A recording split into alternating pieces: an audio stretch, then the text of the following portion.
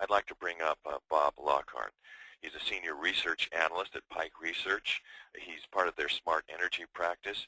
He's a frequent blogger and author. You probably know his byline, and in his various capacities, he's supported more than 200 multinational clients, so he certainly knows what he's talking about.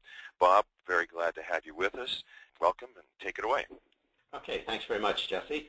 So probably starting, what people like about Pike is our numbers, so there'll be a lot of numbers in my comments here. Things we've observed, we do a customer attitude survey towards smart grids every year. We ask them about smart metering, we ask them about demand response, we ask them about home energy management, and it's a big enough survey. You see, a sample size of 1050 that we've got a reasonably low statistical error, down around 3%, so we think we have a pretty good idea of what's going on. This survey is just in the U.S., so that's the focus of what we're talking about today. So one thing that's interesting, and these numbers are from a survey we took during 2012, we asked people, how familiar are you with smart meters, the 1050? So 25% said either, yes, I'm familiar, or yes, I'm extremely familiar. So that's encouraging. Unfortunately, that also means that 75% were somewhat less, either somewhat not familiar or not at all familiar. You may wonder, how can somebody answer any questions if they're not familiar? Well, we sort of say, here's what a smart meter is. Do you know about it? One of the interesting conclusions, if you start mapping the responses together, is that if you look at the people that said, I'm not at all favorable to smart meters, in other words, we said, what's your opinion of smart meters? The ones that were not at all favorable, 2/3, 66%, were also the ones who said, I'm not familiar.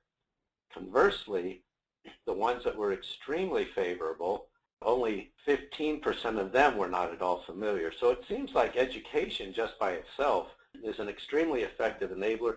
It's an extremely effective engagement mechanism. Even before you start any kind of psychological persuasion or anything else, just tell people, here's what it is, here's what we're doing, here's what's going on. The more that you treat people like they're intelligent customers, the more they react to you.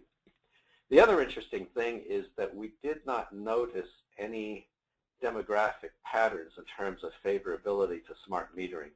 So age, gender, income, education level, it was all planted at about the same numbers.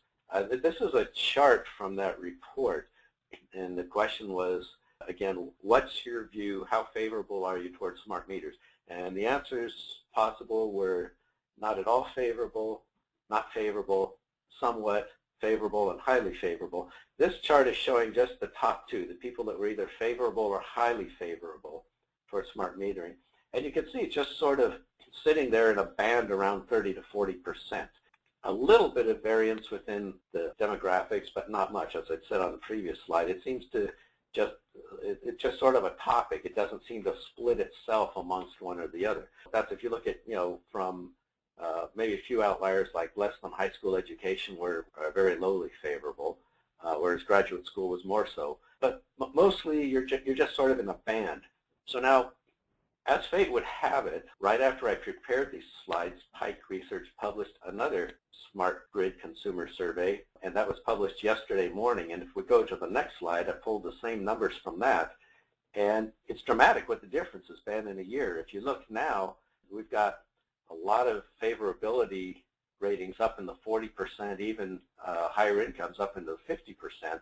So that's a lot of progress in a year, whereas everything was in the 20 to 30% band before, almost nothing is now.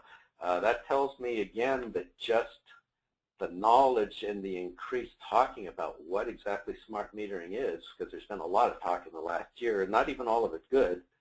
This may be the no such thing as bad PR syndrome, but it's a dramatic boost to the right, positive. The less than high school education still remains very low as a favorability. That's maybe not the biggest demographic we're after here.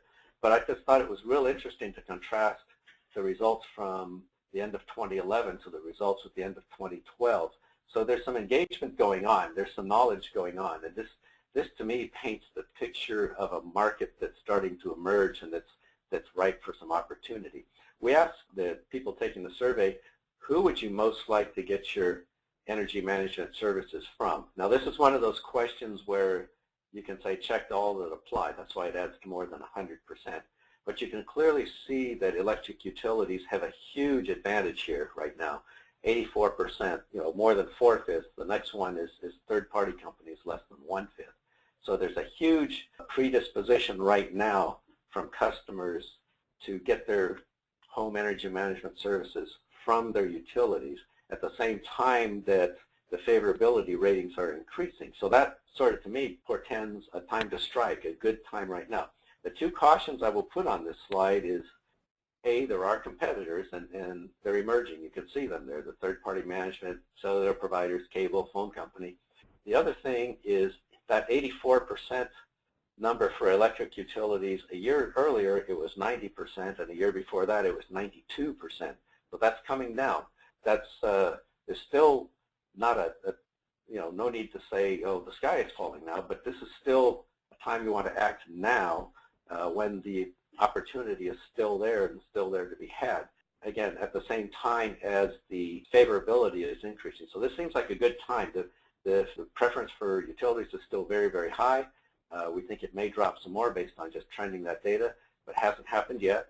And also you've got increasingly favorable view of smart meters. This is justification for the market. This is from a report Pike published in the middle of last year. This is our forecast of smart meter installation base for the U.S. From now through 2020. It's not growing hugely fast, as you can see. It's a nice trend up to the right, but it's not like climbing Mount Everest or anything. But the point is, it's a big market. I mean, it's 45, nearly 50 million deployed smart meters today, headed for about 103 by the year 2020, and by that time, over 2/3 of all electric meters in the U.S. will be smart meters.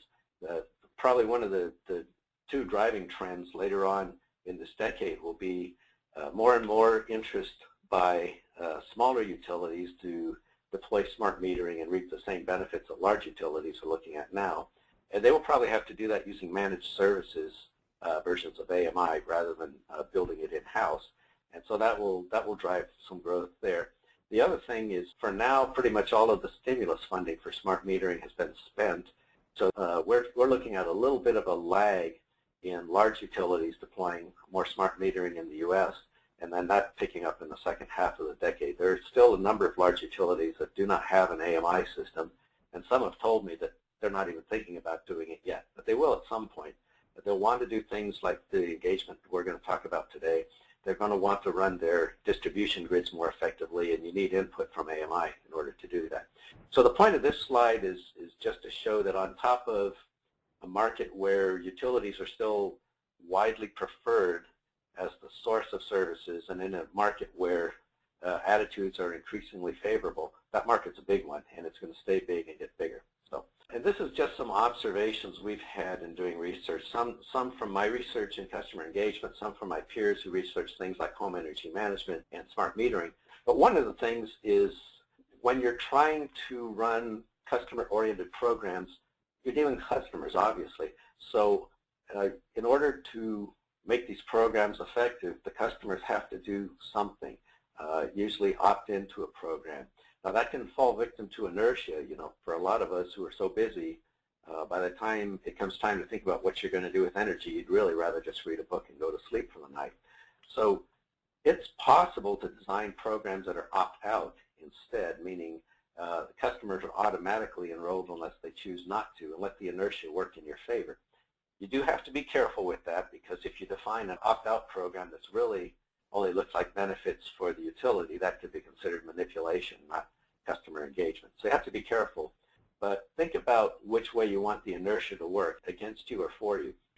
By comparison, and that's why I added the second bullet, utilities have a long history of doing incredibly complicated, fantastic programs to make their grids more efficient. Distribution automation is a big one right now.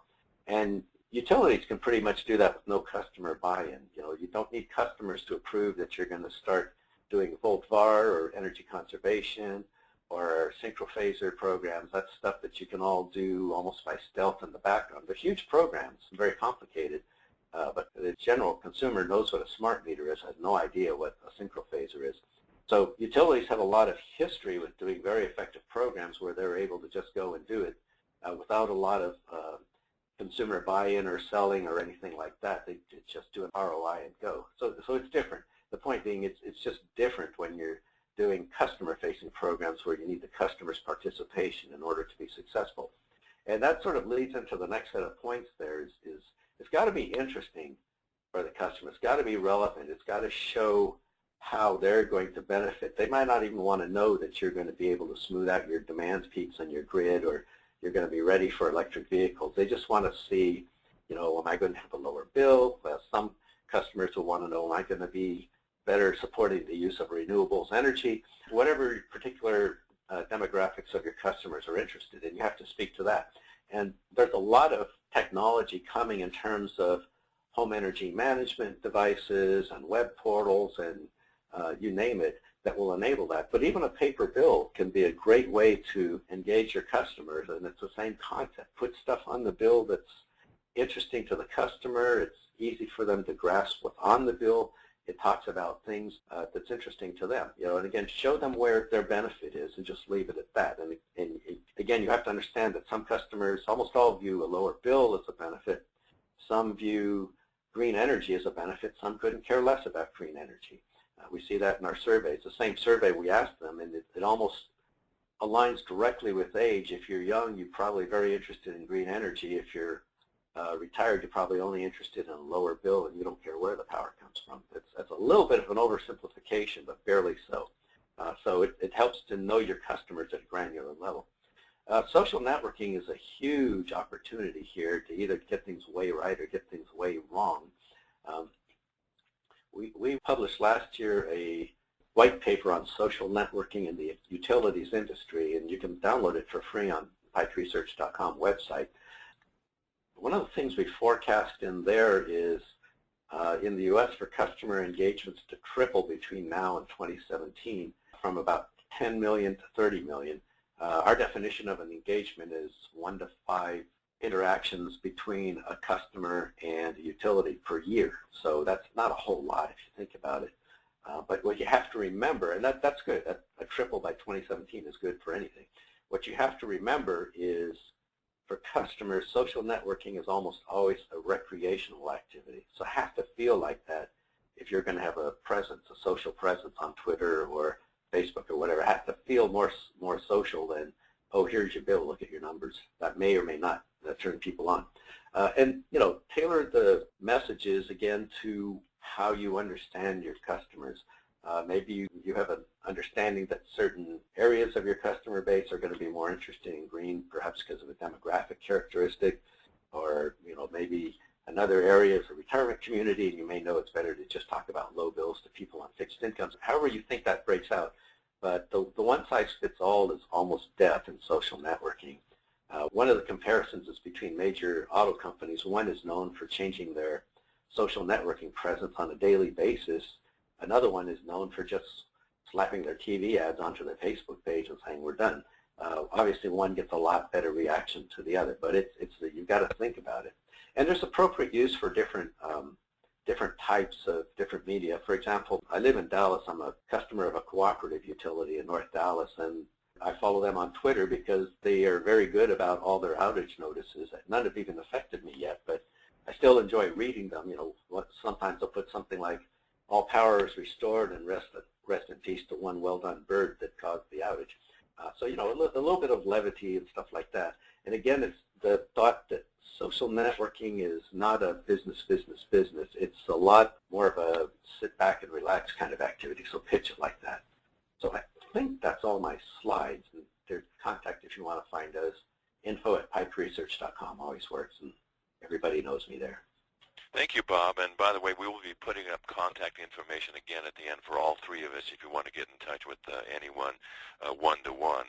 This is Jesse Berst of Smart Grid News, and we're talking about full-circle customer engagement. We just heard from Bob Lockhart of Pike Research. And I do have a question or two, Bob, and I'll invite Ogi to jump in as well if any of these are issues that he has additional insights. Robin asks, in your survey, did you ask where customers were getting their information about smart meters? Was there any pattern or typical channel? We didn't do that. What we did is we sort of normalized the responses by the question is actually a paragraph that describes what smart metering is and does. And we had to do that partly because we knew some people would say, I have no idea what you're talking about, but we still wanted them to read and reflect on what we had just described. And that's how, if you remember that one slide, we had 15% of people who were completely unfamiliar with smart metering still said they were strongly in favor of it. So that was probably as of the beginning of that survey, they would have answered differently. This is Ogi. If I can just jump in, I think with respect to the smart meters, one of the mistakes that's being made in the industry right now by utilities is that they're not being proactive about getting, as Bob mentioned, about getting the information out to the customers about smart meters. So really where they're getting their smart grid information is from articles that tend to describe the customer backlash around smart meters, unfortunately. And so that, to many customers, unfortunately, that's the first article they will read about the smart meter, and it's starting off on a negative foot. So it just, to me, speaks to the importance of, for utilities to be ahead of this. Jesse, it's Bob. If I could pile on there, too. We do actually ask, what are the reasons that you are against smart metering? And actually, the health issue is way down there. It comes right above other in our thing. The biggest concerns are privacy and what's going to happen to my bill. Thank you. Sandy asks, what's the best way to determine customer preferences? And Amy has a related question. How do you track changes in customer preferences given that it's expensive to segment? Do either one of you have any thoughts there? Jesse, this is Ogi again. I'm happy to jump in. Obviously, consumer surveys of the types that Bob described are very helpful, and they need to be done correctly to address for bias and so forth. But the one thing I wanted to say is surveys are imperfect. In fact, we've seen, and we do a lot of surveying ourselves at OPower, and we've seen in many instances customers claiming a certain thing on the survey, and yet their behavior, doing something very different. And this is actually a known effect in surveying. And so one important mechanism for understanding customer preferences is the ability to be able to run real live field tests. An ability, when you have a deployed channel of customer engagement, to be able to track the customer's engagement with those channels. And you will quickly see in the data what features or what outreach works, and what pages of your website or what cards on your mobile application may be ignored by customers. And you can, if you're able to react to that type of empirical data, you can improve your customer experience very quickly. Thanks. And a final question to Bob before we move on. You mentioned that you saw customer engagements by utilities tripling by 2017. That's a pretty strong trend. Did your research give you any insights into what the drivers were for such a powerful trend? Okay, what I saw tripling was social networking engagements by consumers to utilities. Nothing jumps off the top of my head while Ogi's speaking. I'll look at that and see if there's anything else there that I missed. But no, it's almost the proactive activity by the consumers that's what's tripling. Got it. Okay, that's helpful.